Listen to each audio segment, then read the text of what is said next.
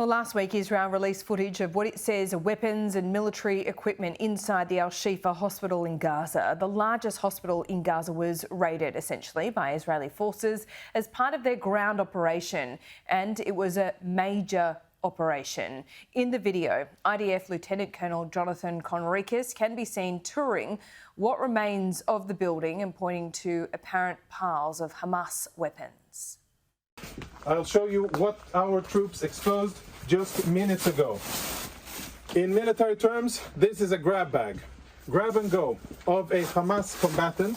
And if you zoom in and we get some light over here, what you will be able to see is military equipment. There is an AK-47, there are cartridges, ammo, there are grenades in here, of course uniform, and all of this was hidden very conveniently, secretly behind the MRI machine. Lieutenant Colonel Jonathan Conricus spent 40 hours in Gaza. He has returned to Tel Aviv now and joins us live. Thanks so much for your time. I think it's an even more febrile environment than it was last week and the week before when we spoke to you, Jonathan. The evidence that you provided there, that you saw, you touched with your own hands, what does it prove? Does it prove that Hamas uses hospitals like Al Shifa as a place to store weapons, or does it prove that they are actual command centres? Well, if we want to, first of all, hello, good morning, and thank you for having me again on the show. If we want to be very specific, then I think we can safely say that what we have found so far proves that Hamas uses the hospitals for non-hospital purposes. What we're going to prove by exposing the underground tunnels that we have started tapping into, and by exploring the perimeter of the area and really getting into the deep underground of the hospital, then we will be able to prove that Hamas really uses this hospital as a command and control position, and really much more than just storing weapons and having combatants there. We know that they used it on October 7th. We know that they brought Israeli hostages there. We know that the area is rife with Hamas operatives carrying weapons and patrolling the area and controlling the hospital. But at this stage, what we can prove is that they're using it not like a hospital, and in the future, we will prove more.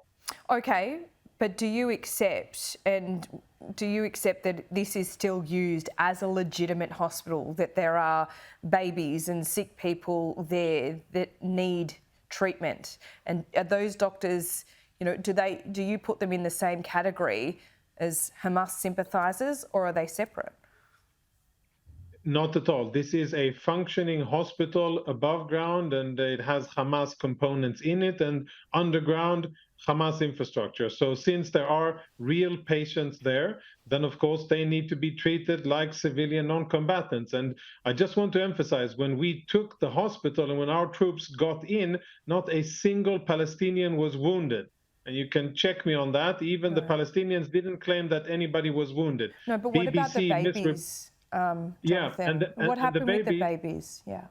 The babies, I am happy to say that thanks to Egyptian intervention and a joint operation with the Palestinian Red Crescent, the IDF, and the Egyptians, all of the babies that were there, 32 in number, have been evacuated safely from that hospital to another Gazan hospital in southern Gaza. They were evacuated through incubators that we, the IDF, provided. I know so because I was on the ground when we provided part of those incubators as well. So none of those premature babies died, because at the time we were getting mixed reports that they had to be taken off oxygen because there were power outages. Is that not true?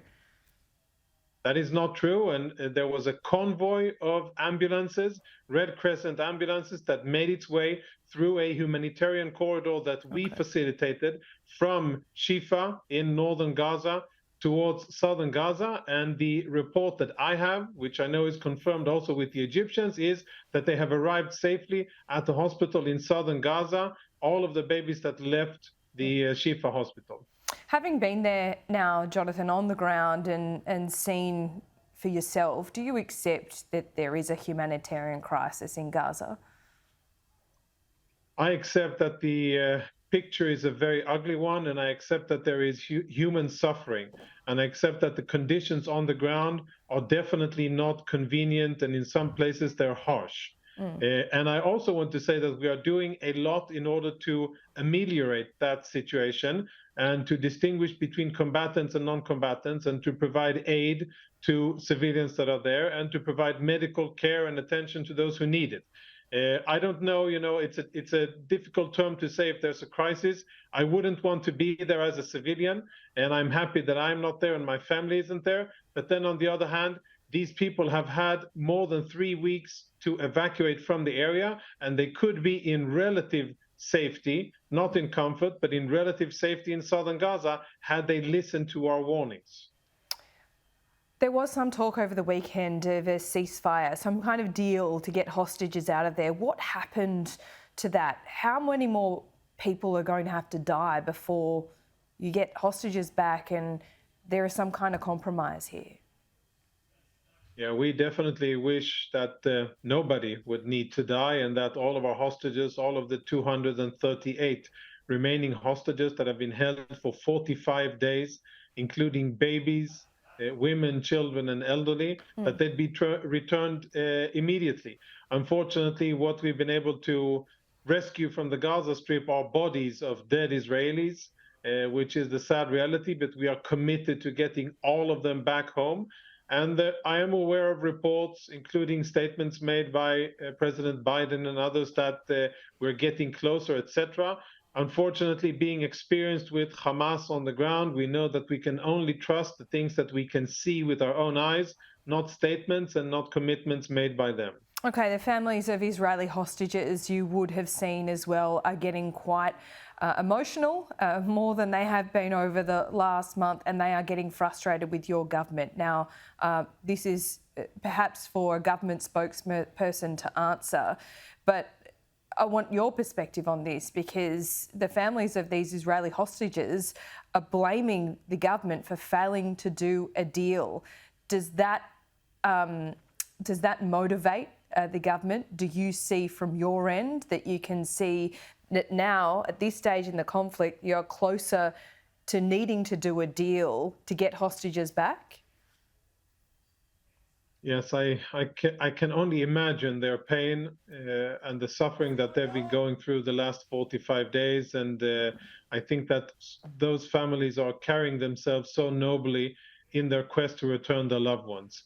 The IDF has tremendous motivation and is doing everything it can on the ground, constantly seeking the enemy, constantly seeking friction and creating new intelligence, interrogating Hamas operatives on the ground, specifically with the purpose of bringing anybody back to Israel, all of the hostages back. And unfortunately, we've been able to get back bodies, and we'll see what the government will be able to facilitate through some kind of negotiations. But I think it's important to keep in mind that the fact that we are on the ground applying pressure on Hamas, and that they feel the pressure of the presence of our ground forces and everything that is part of the presence of the ground forces is very important for the success of any future deal. This could all end, the human suffering in Gaza and the ordeal that Israeli families are going through could end very quickly if Hamas decides to surrender and to give up the hostages. That would be a great solution, and then we could go on building a much better future for Israel and for Gaza. Sadly, Hamas are in control, and they are not giving up the hostages, and they continue to fight, and so will we. Jonathan, if I may, we've been talking for the better part of 6 weeks, almost on a weekly basis. And this morning, as I talk to you, I feel like I can detect a change in tone from you, having been into Gaza, seeing the suffering in there, but also the weight of the families of these hostages that are just desperate to have some news of their loved ones. What is it? How do you feel at this point in the conflict? The people in Israel, they have gone through quite an ordeal. We're still coming to terms with the results of the massacre of the 7th of October.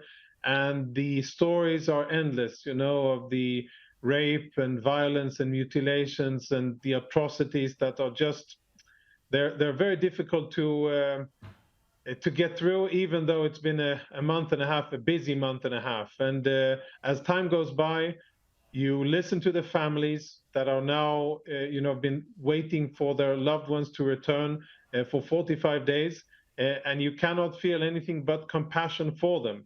I try to feel their pain and understand their pain. And when I was on the ground with our special forces last week inside Shifa, they feel it as well. And we spoke about it as we were waiting to go into the hospital and photograph the weapons that Hamas had brought in there. We spoke exactly about that. And their number one desire of these special forces that were there from the Air Force Special Unit was, let's go find hostages. Let's do everything we can in order to find a clue which will lead us to the next which will lead us to the next exposure, and then will enable us to get our hostages home and to give some kind of solace and comfort for at least one family.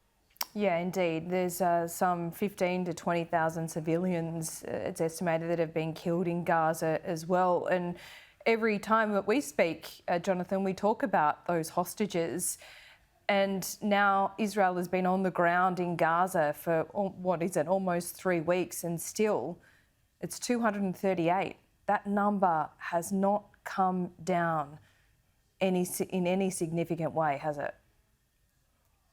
Unfortunately not. And we are hard at work. We have been able to extract successfully only one of the hostages alive, and the rest, sadly, are the bodies and remains of other Israelis that we've been able to locate and then bring back, at least for proper Jewish burial.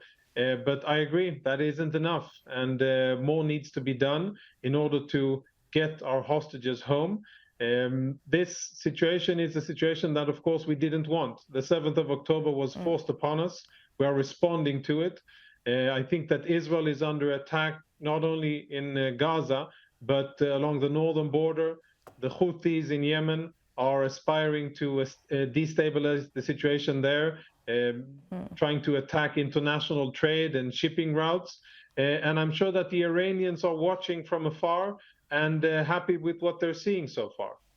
Jonathan, we'll speak soon. Thanks so much for your time as always. Thank you.